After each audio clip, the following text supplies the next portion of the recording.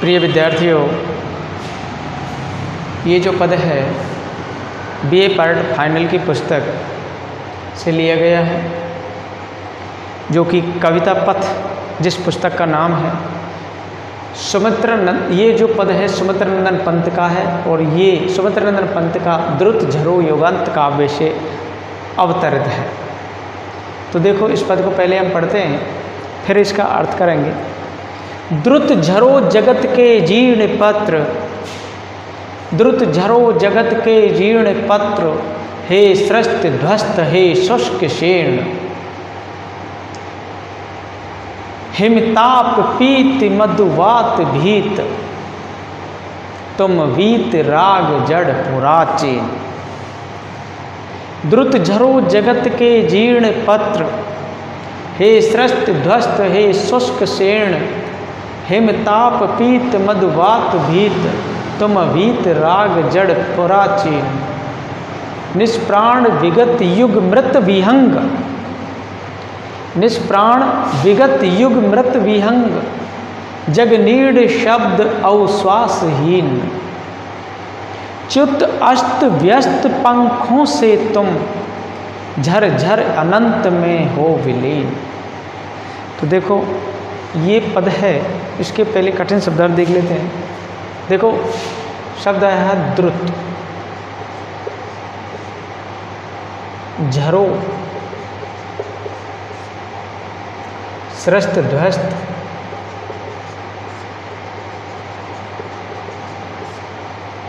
शुष्क शीर्ण,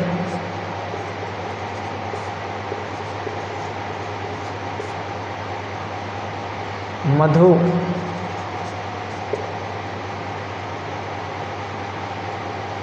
भीत, वीतराग, पुराचीन, निष्प्राण,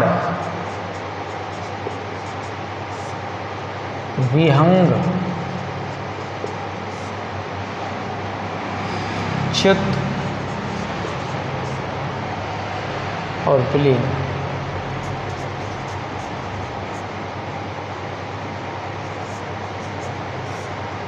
देखो बच्चों, ये इसके शब्दार्थ हैं, शब्द हैं, कठिन शब्द। अब इनका अर्थ करते हैं। देखो, द्रुत का मतलब होता है, द्रुत का मतलब होता है तीव्र, तेज, तेज या तीव्र। झरो मतलब झड़ना। सृष्ट ध्वस्त कहते हैं नष्ट होने वाले, होने वाले, नष्ट होने वाले। शुष्क शीर्ण कहते हैं सूखे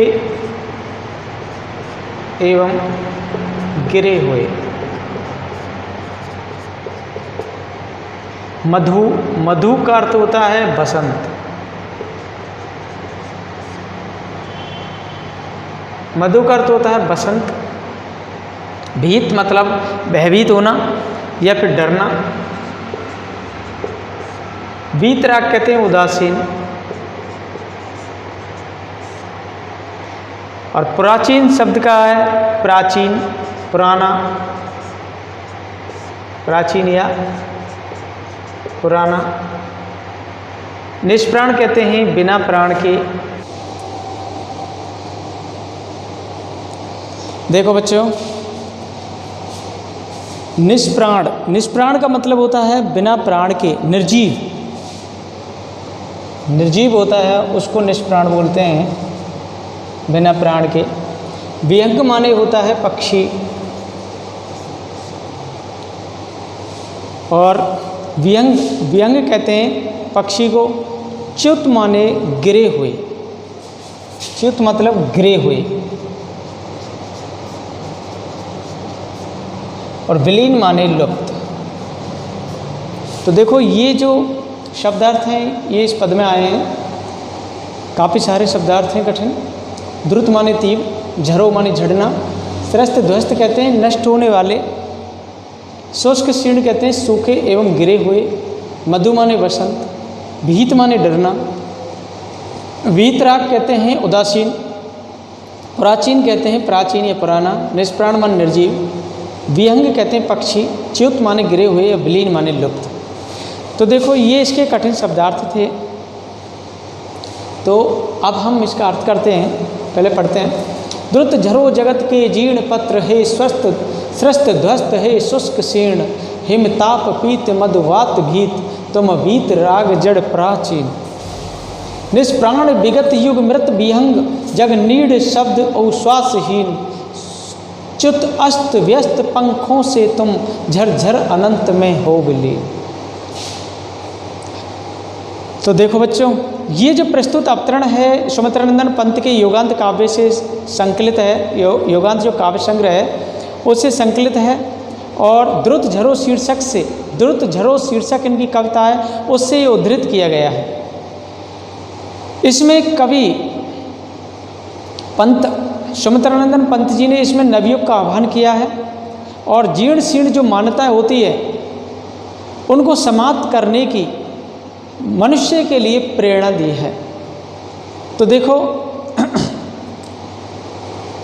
कवि वर्णन करते हुए क्या कहते हैं, कवि पुराने पत्तों के रूप में पुरानी मान्यताओं को संबोधित करते हुए कहते हैं,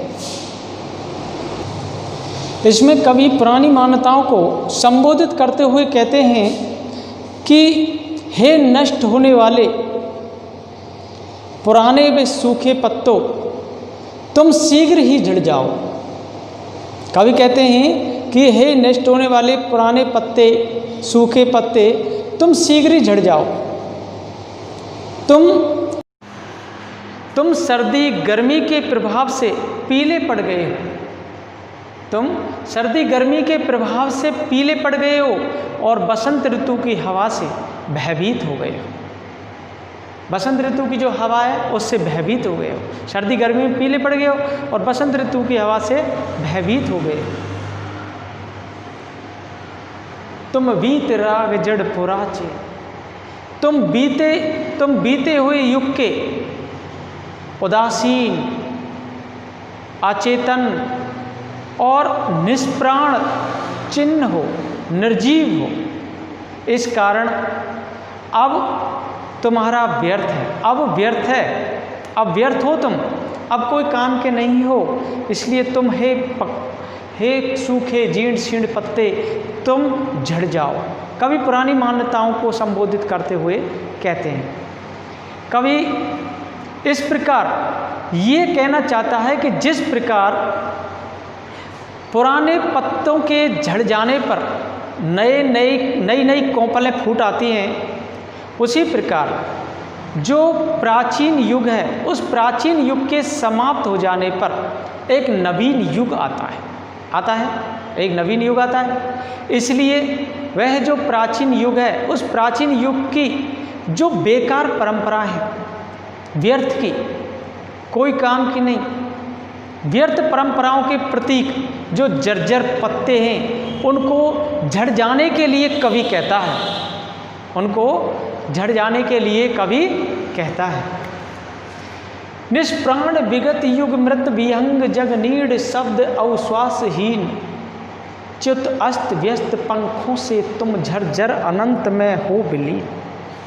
देखो कवि सुमित्रानंदन पंत जी उस प्राचीन युग को मृत पक्षी का प्रतीक बताते हैं। प्राचीन युग को मृत पक्षी का प्रतीक बताते हैं और वे कहते हैं कि निर्जीव मतलब निष्प्राण, निर्जीव प्राचीन परंपरा उस पक्षी के समान है। निर्जीव जो प्राचीन परंपरा है उस पक्षी के समान है जो पहले कभी मर गया है, किंतु जिसने अपना जो घोंसला नहीं छोड़ा है, नीड मतलब घोंसला, जिसने अपना घोंसला नहीं छोड़ा है, मर तो गया है पर घोंसला नहीं छोड़ा है। मृत पक्षी के जिस प्रकार पंख टूट करके वायु में उड़ जाते हैं, हवा में उड़ जाते हैं, उसी प्रकार कवि उस मृत परंपराओं को भी समाप्त कर देना चाहता है। कवि उन परंपराओं को उस प्रकार लुप्त कर देना चाहता है, विलीन कर देना चाहता है, कि जिस प्रकार पक्षी की मृत्यु के पश्चात, जो पशु पक्षी है उसकी मृत्यु के पश्चात उसके पंख अस्त व्यस्त हो जाते हैं और वे उड़ कर के हवा में विलीन हो जाते हैं, लुप्त हो जाते हैं और फिर उनका पता नहीं पड़ता है। तो देखो बच्चों, ये कवि ने, इसमें कवि ने उस परंपरा, पुरानी जो परंपराएं हैं उन पुरानी परंपराओं को त्यागने के लिए हमें प्रेरित किया है, समझाया है कि पुरानी परंपराओं को त्याग दो, जो नवीन परंपराएं उनको अपनाओ। देखो बच्चों, ये नेक्स्ट पद है, इसको मैं एक बार पढ़ देता हूं।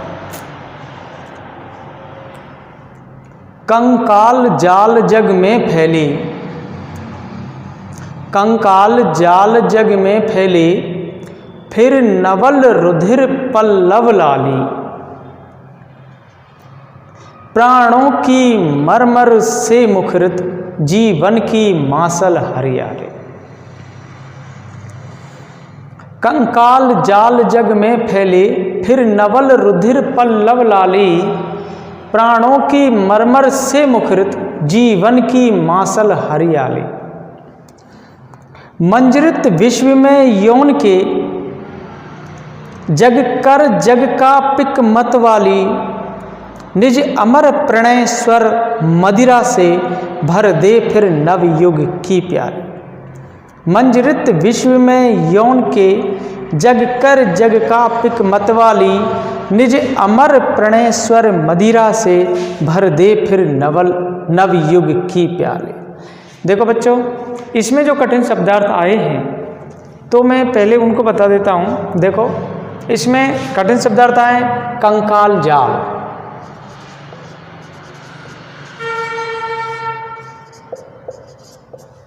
कंकाल जाल है, इसका मतलब होता है हड्डियों का ढांचा। कंकाल जाल किसे कहते हैं? हड्डियों का ढांचा।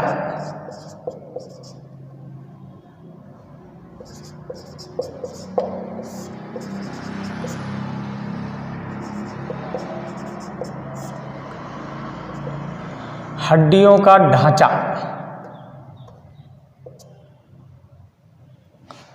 कंकाल जाल का मतलब होता है हड्डियों का ढांचा। अब शब्द आया है इसमें नवल। नवल का मतलब होता है नवीन या नए। रुधिर,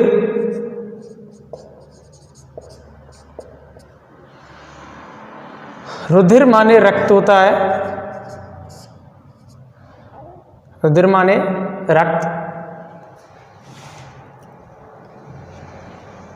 मासल,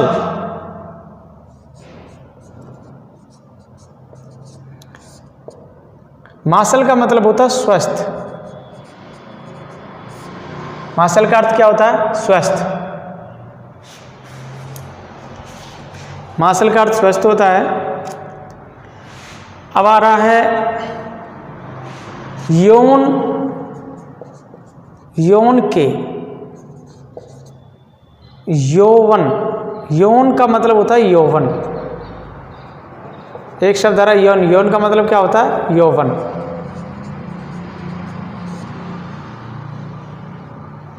पिक किसका पर्यायवाची है? पिक है कोयल का पर्यायवाची।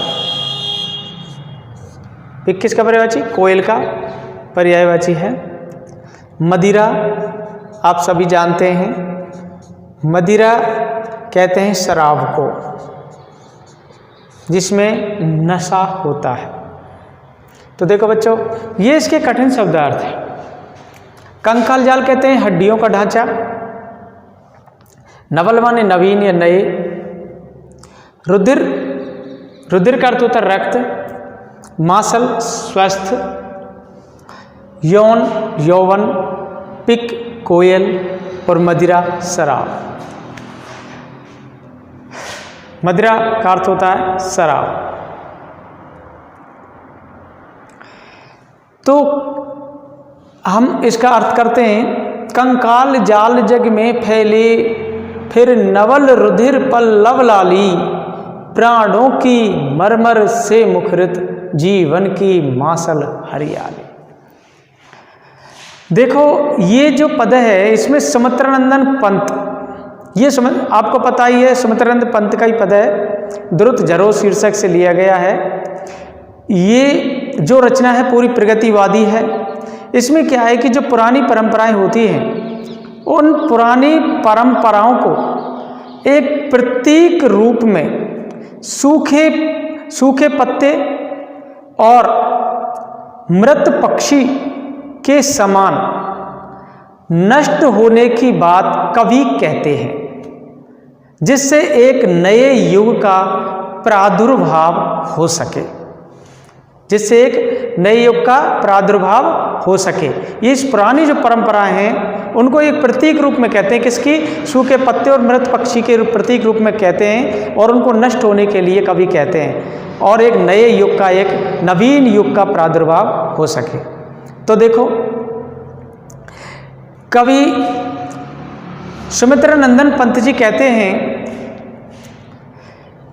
कि पतझड़, जब पतझड़ आता है पेड़ पौधों से, बसंत ऋतु से पहले जो पतझड़ आता है, पेड़ पौधों से पत्ते सभी झड़ जाते हैं, तो कभी पतझड़ के पश्चात एक नवीन वसंत के आगमन की भांति, पतझड़ के बाद एक नवीन वसंत के आगमन की भांति एक नए युग के आगमन की अभिलाषा करते हुए कहते हैं, नए युग के आगमन की अभिलाषा करते हुए कहते हैं कि प्राचीन युग का ये जो संसार है ये हड्डियों के ढांचे के समान है। ये जो प्राचीन युग का जो संसार है वो कैसा है? एक हड्डियों के ढांचे के समान है। कैसा है ये? हड्डियों के ढांचे के समान है, जिसमें नवीन रक्त के संचार से एक नया जीवन आ जाएगा, जिसमें नवीन रक्त के संचार से एक नया जीवन आ जाएगा। ये नवीन रक्त का जो संचार है उसी प्रकार होगा जैसे वृक्षों से या पेड़ पौधों से सूखे पत्तों के झड़ने के पश्चात जब वृक्ष या पेड़ पौधों पर नई नई कोंपलें भर जाती हैं, मतलब नई नई कोंपलें आ जाती हैं पेड़ पौधों पर, ये ऐसा होगा नवीन युग का संचार। जिस प्रकार नवीन युग का संचार कैसे होगा? जिस प्रकार पतझड़ के बाद और पेड़ पौधों पर नवीन कोंपलें आ जाती हैं, उससे वृक्ष पूरा हरा भरा दिखाई देता है। प्राणों की मरमर से मुखरित, जीवन की मासल हरियाली। कवि कहते हैं कि वृक्षों की हरियाली, जो पेड़ पौधों की जो हरियाली है वो क्या है कि एक सूखी हड्डियों के ढांचे के स्थान पर स्वस्थ मासल, सूखी हड्डियों के ढांचे के स्थान पर स्वस्थ या मासल प्रादुर्भाव से जो ये संसार दिखाई दे रहा है, जो ये संसार दिखाई दे रहा है वो सौंदर्य से भर उठेगा, उसमें सुंदरता आ जाएगी, यह संसार बहुत ही सुंदर और नवीन दिखाई देगा। मंजरित विश्व में यौन के जग कर जग का पिक मत वाली, निज अमर प्रणय स्वर मदिरा से भर दे फिर नवयुग की प्याले, भर दे फिर नवयुग की प्याले। तो देखो इसमें कवि सुमित्रानंदन पंत जी कहते हैं कि नवीन युग के आगमन, जब नवीन युग का आगमन होता है और उसकी नवीन युग के इस आगमन को सोच करके वे कल्पना करते हैं कि एक नवीन बसंत रूपी नवीन युग के आगमन के पश्चात, नवीन बसंत रूपी नवयुग के आगमन के पश्चात चारों ओर आम की मंजरियां रूपी यौवन का जो सौंदर्य है वह प्रस्फुटित हो जाएगा, प्रस्फुटित होगा।